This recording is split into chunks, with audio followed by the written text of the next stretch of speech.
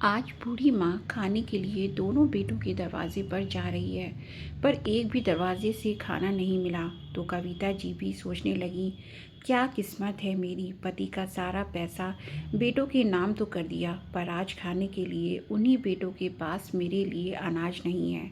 बहुत सोचने के बाद बूढ़ी माँ बड़े बेटे के पास जाती हैं और कहती हैं, बेटा अजय, बहुत भूख लगी है, बेटा कुछ खाने को दे दे। देख, सुबह से दोपहर होने को आई है, बहुत भूख लगी है। बहू को कह दो ज़रा खाना दे दे मुझे। इतना सुनते ही बड़ी बहू झल्लाते हुए बोली, दिन रात हमारे ही पास खाएगी बुढ़िया, कि और भी बेटे के पास जाओगे। और वाह माँ जी, बेटे से मेरी शिकायत कर रही है। चुगलियाँ करना तो कोई आपसे सीखे। इतना सब सुनकर भी बेचारी बूढ़ी माँ वहीं बैठकर खाने का इंतज़ार करने लगी। करती भी क्या बेचारी, बस बैठी हुई बहू को आस की नज़र से देखने लगी। तभी बड़ी बहू थाली पटकते हुए खाना दे गई। बूढ़ी माँ चुपचाप आंखों में आंसू लिए खाना खाकर वहीं पास में पड़ी एक पुरानी खाट पर लेट गई और पुराने ख्यालों में गुम हो गई कि कैसे दिन रात मेहनत करके मैं और इसके बाबूजी अपने बेटों को खिलाते थे, खुद नहीं खाते थे, पर अपने बच्चों का पूरा पता था। कविता जी के दो बेटे, बड़ा बेटा अजय और छोटा अमित था। दोनों बेटों को कविता जी और राघव जी ने पूरी जी जान से पढ़ाया लिखाया ताकि वह बड़े आदमी बन सकें। इसलिए वह दिन रात मेहनत करते रहे और उनकी मेहनत रंग भी लाई। बड़ा बेटा पढ़ लिख कर इंजीनियर बना तो दूसरा डॉक्टर। वक्त रहते दोनों बेटों की शादी करा दी गई और दोनों ने शादी होते ही जैसे माँ बाप से मुंह मोड़ लिया।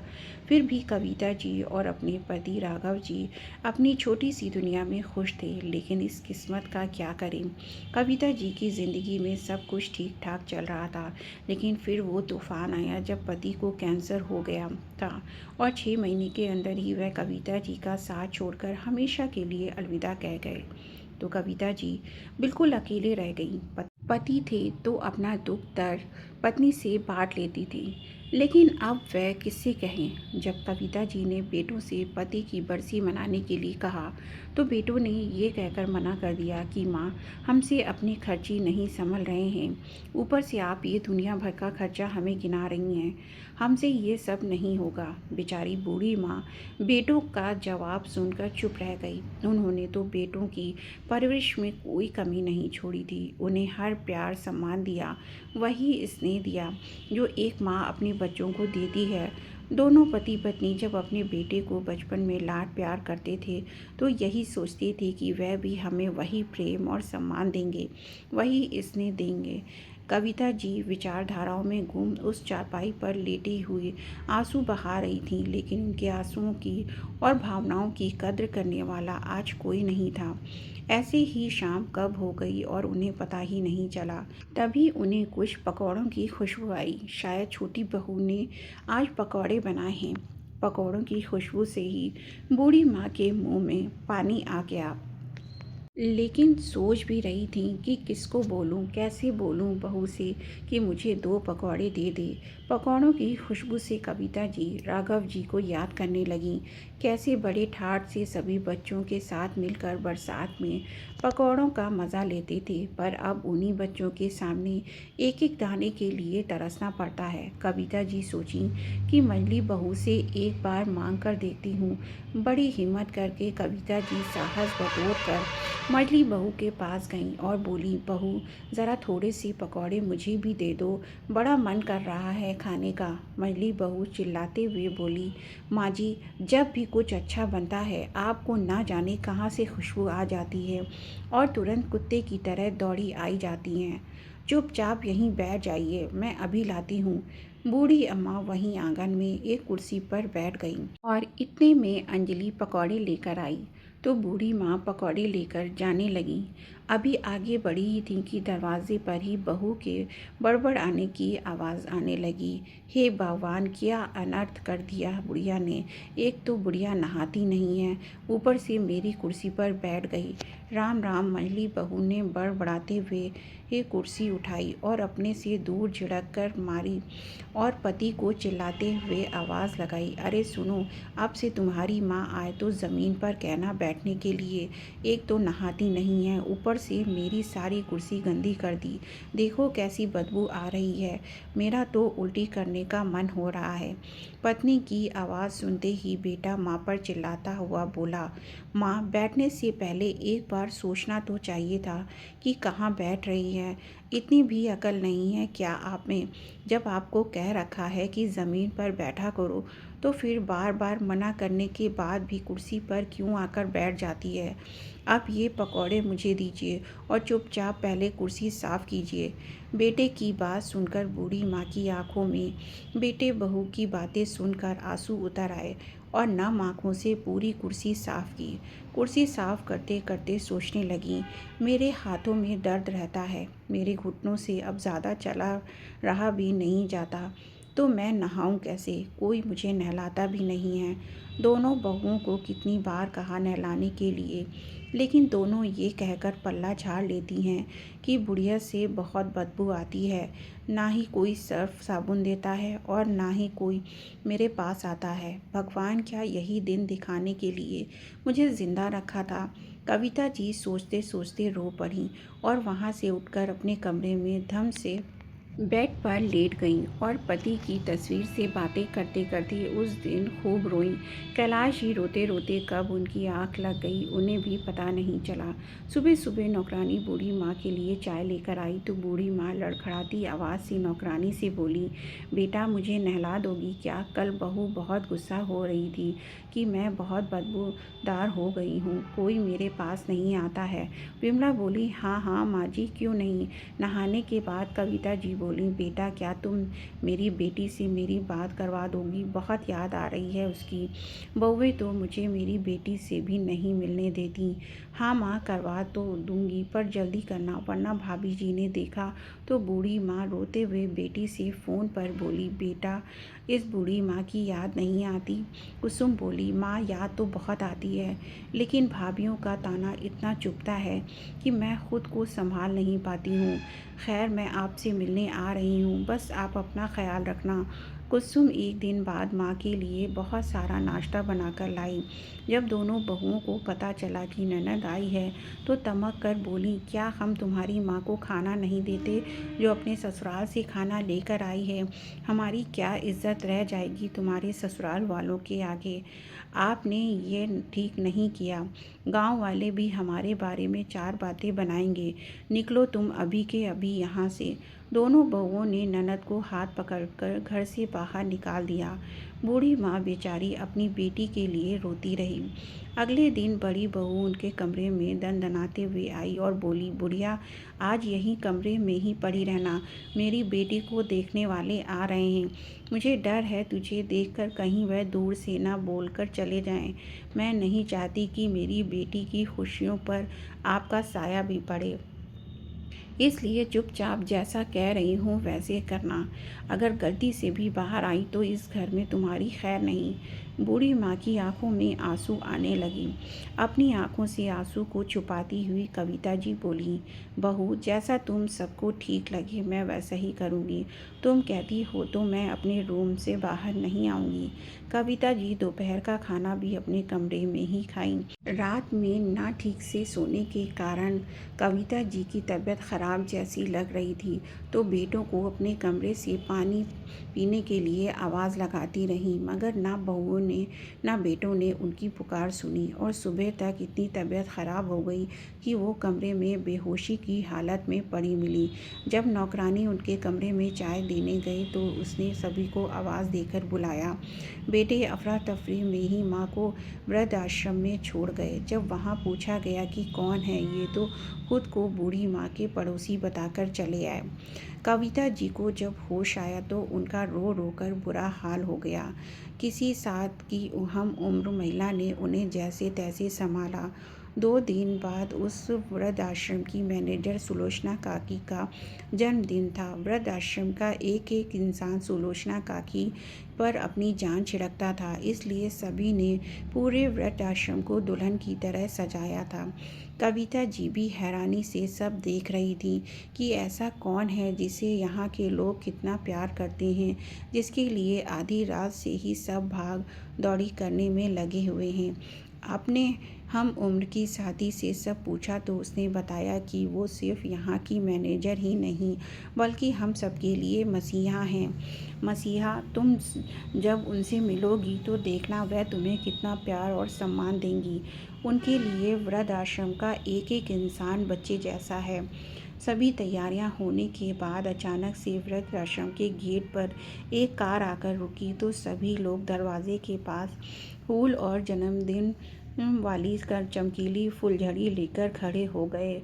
और जैसे ही दरवाज़ा खुला सभी ने उन पर फूलों और चमकीली फुलझड़ी की बारिश कर दी। वृद्ध आश्रम की वो मैनेजर यानी कि सुलोचना जी अपनी बेटी और दामाद और 2 नौकरों के साथ वहां आई थीं। वृद्ध आश्रम के लोगों का इतना प्यार देखकर उनकी आंखें भर आईं। सुलोचना जी के नौकर और बेटी दामाद ने सभी को एक एक करके गिफ्ट बांटा।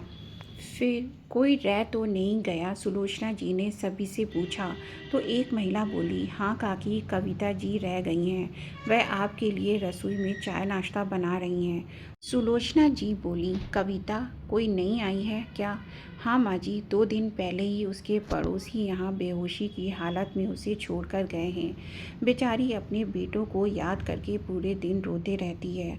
मैं अभी बुलाकर लाती हूँ। सुलोचना की इतने वृद्ध आश्रम की सारी व्यवस्था देखने लगी कि तभी पीछे से प्रणाम काकी में कविता। सुलोचना जी जैसे ही वह आवाज़ सुनकर पलटी, कविता का चेहरा देखकर वह सन खड़ी रह गई। उधर कविता का सामना भी सब सुलोचना जी से हुआ तो उनके ठाट बाट देखकर उसके होश उड़ गए। पर आज उसकी आंखों और जुबान पर वह वर्ष पहले वाली अकड़ और चमक नहीं रही थी। आज सुलोचना जी को देखकर उसकी आंखें भर आईं और अपना सिर शर्मिंदगी से नीचे झुका लिया, क्योंकि कविता कोई और नहीं, सुलोचना जी की ही बहू थी, जिसे सालों पहले सुलोचना की यही सोचते हुए सुलोचना की अपने ख्यालों में खो गई। बहू, कुछ तो दया करो, मेरी तबीयत बिगड़ती ही जा रही है और तुम मुझे बासी खाना परोस देती हो। बेटा राघव, तुम भी कुछ नहीं कहते। तुमने अपने बाबूजी को वचन दिया था कि उनके जाने के बाद तुम मेरा ख्याल रखोगे। क्या कोई बेटा अपनी माँ का ख्याल ऐसे रखता है? सुलोचना की अपने बेटे बहू से गुहार लगाते हुए कहती हैं। कविता बहू तंज करते हुए बोली, देख रहे हो ना, इसी तरह ये पूरे दिन मेरा दिमाग खाती रहती हैं कि मुझे डॉक्टर से दिखा दो, डॉक्टर से दिखा दो। अरे बाबूजी, आपको करोड़ों रुपए देकर गए हैं, आपने मुझे बताया नहीं। राघव बोला, ये क्या मजाक कर रही हो? 1000 रुपये तो वो मेरे लिए छोड़ नहीं गए और तुम करोड़ की बात कर रही हो। कविता बोली, तो हर बार ये क्यों कहती हैं? और इस उम्र में भली चंगी होकर आखिर करना क्या चाहती हैं? घर के काम इनसे बोलो तो हाथ पैरों में दर्द होने लगता है। एक ढीले का काम नहीं और तीनों टाइम बैठकर खाती हैं। और जो ये बासी खाने की बात कर रही हैं, क्या फ्रिज का रखा हुआ खाना बासी हो जाता है? अम्मा जी, किसने कह दिया आपको कि खांसी सर्दी से मौत हो जाती है? अब जाइए, छत से सूखे हुए कपड़े उठाकर लाइए। और सुनो जी, अगर ये घर के काम नहीं करेंगी तो फिर आप मेरी मदद किया करो। अपना काम तो ढंग से होता नहीं है और अपनी माँ को भी अपने साथ रखेंगे। गुस्से में बड़बड़ाती हुई वो चली गई। राघव बोला, माँ, आखिर क्यों इतना सबको परेशान करती हो? थोड़ा बहुत काम कर लोगी तो क्या बिगड़ जाएगा? अब मैं नौकरी करूं या घर के काम करूं? भैया ने आपसे पल्ला झाड़ दिया, ऐसे में मैं भी तुम्हें नहीं रख सकता। अब कविता ने जो कहा है वो करो। इतना कहकर राघव भी चला गया। बेचारी सुलोचना की छत से कपड़े लाईं। उतनी देर में वो पसीने पसीने हो गईं और कविता को आवाज़ लगाने लगी, बहू, कम से कम एक गिलास नमक चीनी का घोल बनाकर ही दे दो ताकि थोड़ी ताकत आए। कविता गुस्से में बोली, चीनी का दाम पता है क्या है? चुपचाप नमक डालकर पानी पी लीजिए, इसी से ताकत आ जाएगी। सारा काम मैं करती हूँ, बस जाकर जूठे बर्तन धो लीजिए। सुलोचना जी बोली, बहू, तुम्हें मुझ पर दया नहीं आती? तुम तो मेरी बहू हो, फिर तुम मेरे साथ ऐसा व्यवहार कैसे कर सकती हो? कविता उनकी बातों को अनसुना करते हुए चली गई। रात में सुलोचना की अपने खाने का इंतज़ार कर रही थी। राघव बोला, माँ, इस तरह ललचाई नज़रों से मत देखा, वरना हमारा खाना नहीं हजम होगा। अरे कविता, पहले इनको खाना देकर यहाँ से हटाओ। कविता ने थाली में 2 रोटी, थोड़ी सी सब्जी और दाल देकर कहा, जाइए अपने कमरे में जाकर खाइए, और हम खा लें तो बर्तन धो दीजिएगा। सुलोचना जी चुपचाप अपनी थाली लेकर वहाँ से खिसक गईं। रसोई साफ करके सुलोचना जी अपने कमरे में जा रही थीं तो उन्हें बेटे बहू की आवाज़ आई। कविता बोली, सुनो जी, मैं रोज़ रोज़ की इस चिक चिक से थक गई हूँ। आप अम्मा को भैया के पास क्यों नहीं रख आते? और कुछ नहीं तो सुमन बहन को बोल ले जाएं। राघव बोला, भैया ने वो सब्ज़ी वाला खेत हमारे नाम पर इसीलिए किया ताकि माँ की जिम्मेदारी हम उठाएं, वरना तुम्हें लगता है कि भाभी खेत देने वाली थीं? बोली ही थी कि खेत इसलिए छोड़ रही हूँ ताकि अम्मा जी दोबारा हमारे दरवाजे पर नहीं आनी चाहिए। अब तुम ही बताओ, भैया के घर पर कैसे छोड़ सकता हूँ? कविता बोली, इसका कोई ना कोई उपाय तो निकालना ही पड़ेगा। क्या जीवन भर हम उनकी सेवा में ही बता देंगे? अपने सुख के बारे में हम कब सोचेंगे? राघव बोला, क्या कोई उपाय है? कविता 2 पल रुकी, फिर बोली, सुनो अम्मा जी बहुत दिनों से बोल रही हैं ना कि उन्हें डॉक्टर से दिखा दो, तो अब उन्हें डॉक्टर से दिखा ही दो। बेटे बहू की बात सुनकर एक पल को सुलोचना की बहुत खुश हुई। उन्होंने बेटे बहू की पूरी बात सुने बिना ही संतोष कर लिया और चली गईं। इधर राघव कविता से बोला, क्या तुम चाहती हो कि मैं माँ को डॉक्टर के पास ले जाऊँ, उनका इलाज करवाऊँ? सच में? वो बोली, मैंने ये कब कहा कि इलाज करवाओ और पैसे खर्च करो? मैं तो ये बोल रही हूँ डॉक्टर के पास ले जाओ। मैं समझा नहीं, साफ साफ कहो। कविता बोली, मैंने सुना है रोहतक के पास एक वृद्ध आश्रम खुला है और रोड के दूसरी बगल बहुत सी दुकानें हैं, तो आप अम्मा जी को दिखाने के बहाने ले जाओ और वहीं छोड़कर वापस आ जाना। देखना रात तक कोई ना कोई उन्हें वृद्ध आश्रम के बारे में बता देगा और वहाँ चली जाएंगी। अगले दिन जब कविता ने डॉक्टर के पास जाने की बात की तो सुलोचना की बहुत खुश हुई और बोली, हाँ बहू, मैंने रात में ही सुनी थी, ईश्वर तुम्हें खुश रखे। कविता डर गई और राघव से बोली, क्या इन्होंने हमारी पूरी बात सुनी फिर भी इतनी खुश हैं? राघव बोला, क्या सुना माँ? सुलोचना जी बोली, बहू बोल रही थी मुझे डॉक्टर से दिखा ला। कविता बोली, अम्मा जी आप हमारी बातें सुनती हैं?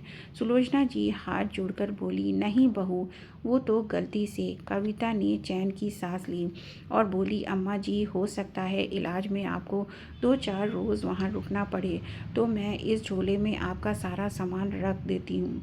थोड़ी देर में राघव सुलोचना जी को लेकर निकल गया। करीब 4 घंटे बाद वो रोहतक पहुँचा। चाय की दुकान के पास रुक कर बोला, माँ यहाँ बैठो और चाय पियो, तब तक मैं डॉक्टर के पास नंबर लगा कर आता हूँ।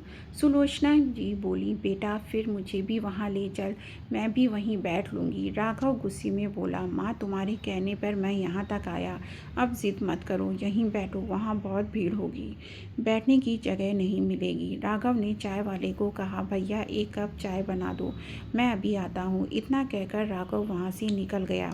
आधे घंटे बाद सुलोचना जी की चाय वाले से बोली, बेटा क्या डॉक्टर का अस्पताल यहाँ से बहुत दूर है? चाय वाला बोला, अम्मा यहाँ तो कोई भी डॉक्टर नहीं है, आप किसकी बात कर रही हैं? वो बोली, मेरा बेटा बोला डॉक्टर के पास नंबर लगा कर आता हूँ। यहाँ एक बड़ा अस्पताल है जहाँ बुज़ुर्गों का मुफ्त में इलाज होता है।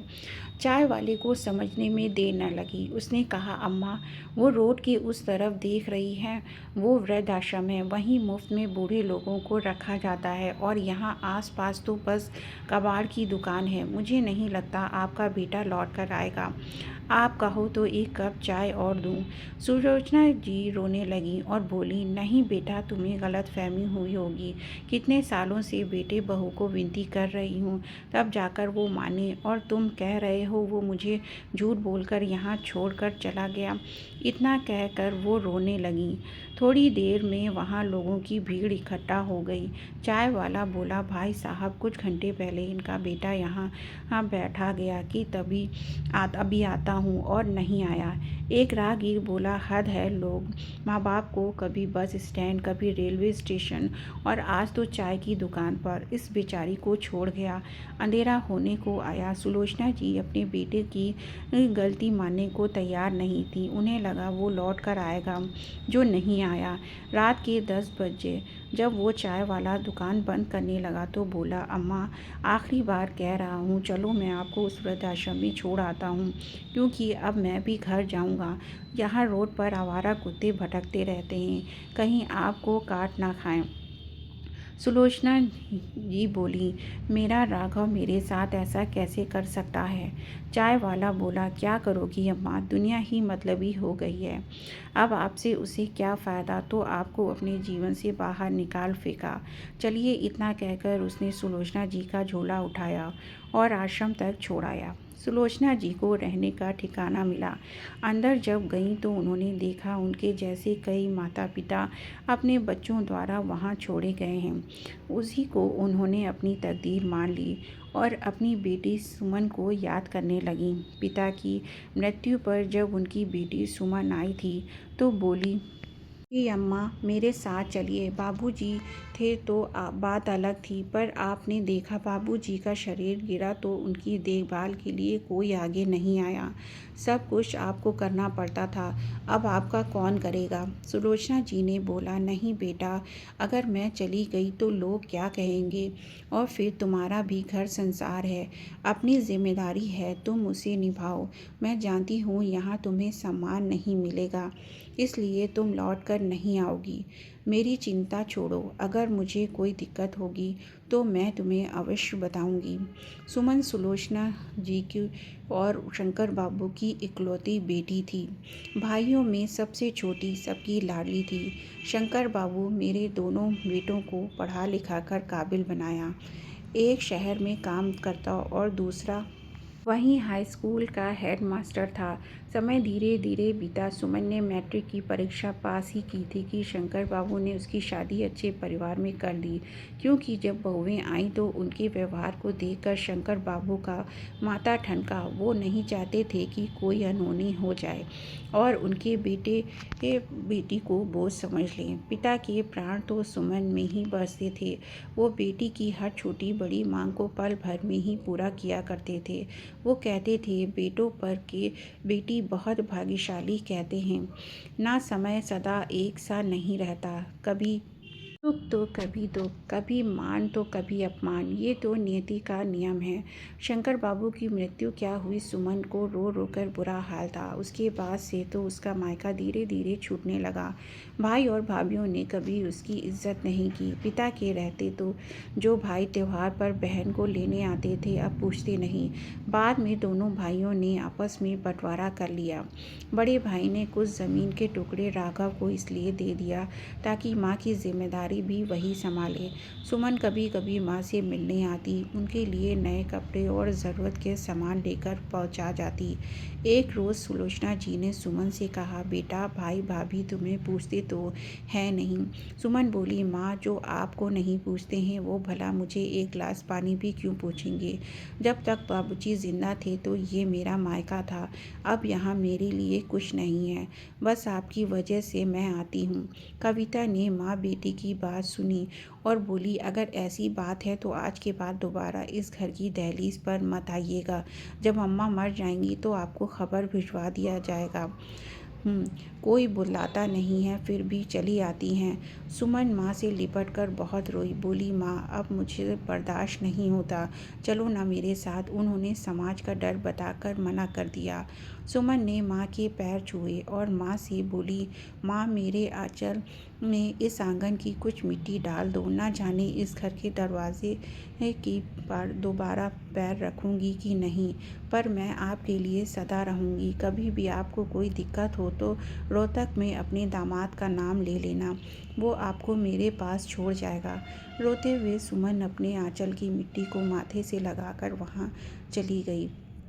वो दिन और आज का दिन वो मायके में नहीं आई और ना ही उसकी कोई खबर। अचानक किसी की आवाज़ ने सुलोचना जी का ध्यान भंग किया। उन्होंने पलटकर देखा तो एक वृद्ध महिला बोली, बहन जी क्या आपको बेटी नहीं है? क्योंकि आज की दुनिया में तो बेटी ही माँ बाप का सहारा बनती है। सुलोचना जी को एकाएक बेटी और दामाद की याद आई। वो रोते हुए बोली, हाँ मेरी बेटी और दामाद रोहतक में रहते हैं। मेरे दामाद एक व्यापारी हैं, लोग उनकी बहुत इज्जत करते हैं। बेटी कहाँ करती थी रोहतक में, उनका नाम लोगी तो सब तुम्हें मेरे पास पहुंचा देंगे।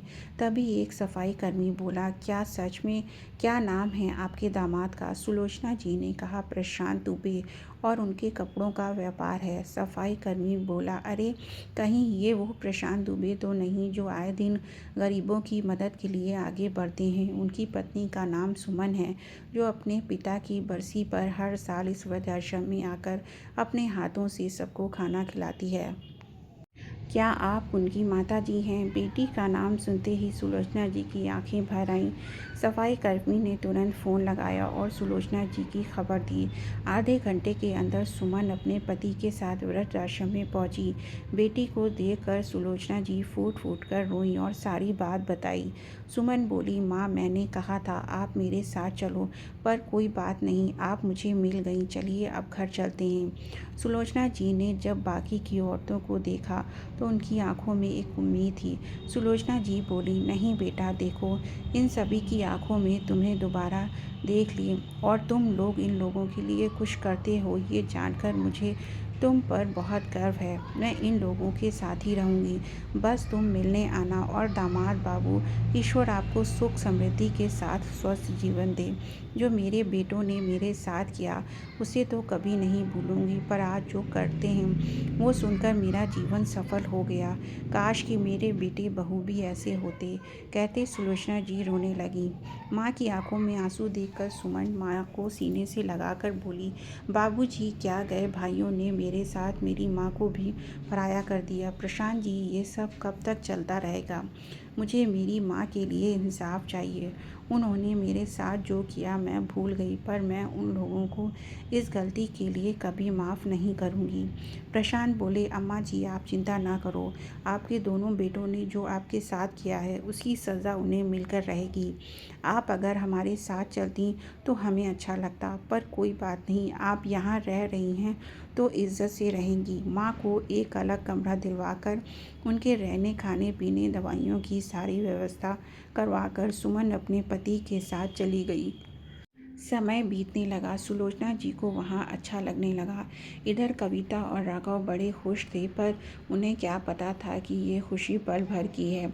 अगले ही दिन उनके नाम से नोटिस आया और दरवाजे पर पुलिस खड़ी हो गई। राघव और कविता की खातिरदारी की गई और दूसरी तरफ दूसरे शहर में बड़े भाई के खिलाफ भी नोटिस गया तो उसके बॉस ने उसे नौकरी से निकाल दिया। देखते ही देखते दोनों भाइयों का जीवन जहन्नुम बन गया। दोनों भाई माँ के पास माफ़ी मांगने के लिए आए। माँ ने कहा, तुम लोग कौन हो? मेरी तो बस एक बेटी ही है और मेरे पति ने जो भी संपत्ति अर्जित की मैं उसे इस आश्रम के नाम से दान कर रही हूँ, तो तुम लोग वापस कभी मुझसे मिलने मत आना। मेरी बेटी को उसके मायके से पराया किया, मैं तुम्हें हर रिश्ते से आज़ाद करती हूँ। इतना कहकर सुलोचना जी अपने जैसी दुखी माताओं के साथ रहने लगी। दोनों भाई भाभी सुमन का पैर पकड़ लिए और बोले, तुम हमारे साथ ऐसा मत करो। हमने इतनी बड़ी गलती भी नहीं की थी कि तुम हमारे साथ ऐसा करो। हमारे बच्चों के बारे में सोचो। सुमन बोली, शर्म नहीं आती है? अरे जब तुमने अपनी जन्म देने वाली माँ के बारे में नहीं सोचा तो मैं तुम्हारे बच्चों के बारे में क्यों सोचूं? और जब तुम्हारे दरवाजे से मुझे निकाला गया था तब तुमने मेरे बारे में सोचा था। तुम जैसे बेटों को तो चौराहे पर मारना चाहिए ताकि और माता पिता को इस बात का सबक मिले कि जो बेटों के लिए बेटियों को गर्भ में ही ख़त्म कर देते हैं, देखें उनके साथ आगे चलकर क्या हो सकता है। चले जाओ और दोबारा से इस शहर में नज़र मत आना। दोनों भाइयों को खाली हाथ वहाँ से लौटना पड़ा। सुलोचना जी ने धीरे धीरे एक मुहिम शुरू की और जितने भी बेघर अपने बच्चों द्वारा ठुकराए माँ बाप जो सड़कों पर पड़े रहते या भीख मांगकर गुजारा करते, उन्हें इस वृद्ध आश्रम में शरण देना शुरू की और इसमें उनके दामाद ने उनका साथ दिया। सुलोचना जी जब अपने दामाद के साथ सड़क पर निकलती तो कोई ना कोई बेसहारा बुजुर्ग उन्हें मिल ही जाता, या तो कोई सड़क किनारे पड़े रहता या फिर कोई किसी से भीख मांग रहा होता। धीरे धीरे सुलोचना जी गरीबों की मसीहा बनती चली गईं तो काफ़ी संस्थाएं भी उनकी मदद करने लगीं। उनके काम को देखकर सरकार भी उन्हें बहुत सहारा और उनकी मदद की और उन्हें सम्मानित भी किया और आज वह उसी वृद्ध आश्रम की मैनेजर के रूप में अपनी बहू के सामने खड़ी थीं, जिस वृद्ध आश्रम में बरसों पहले उनके बेटे बहू उन्हें छोड़कर चले गए थे। कविता ने सुलोचना जी के पैर पकड़ लिए और उनसे माफ़ी मांगने लगी, लेकिन सुलोचना जी ने अपनी बहू को माफ़ नहीं किया। हाँ, बाकी वृद्धाश्रम के लोगों की तरह उसकी पूरी देख रेख और खाने पीने में कोई कमी नहीं रखी, लेकिन सुलोचना जी अपनी बहू को माफ़ नहीं करना चाहती थीं। कविता आज खुद ही अपने पश्चाताप की अग्नि जल रही थी। सही कहा है दोस्तों कि कर्म लौट कर आता है। तो दोस्तों, ये थी आज की कहानी। उम्मीद है आपको पसंद आई होगी। कहानी अच्छी लगी हो तो कमेंट बॉक्स में ज़रूर बताएं। कहानी अच्छी लगी हो तो कहानी को लाइक करें, शेयर करें और मेरे चैनल को सब्सक्राइब ज़रूर करें। फिर मिलेंगे एक नई कहानी के साथ। तब तक के लिए धन्यवाद।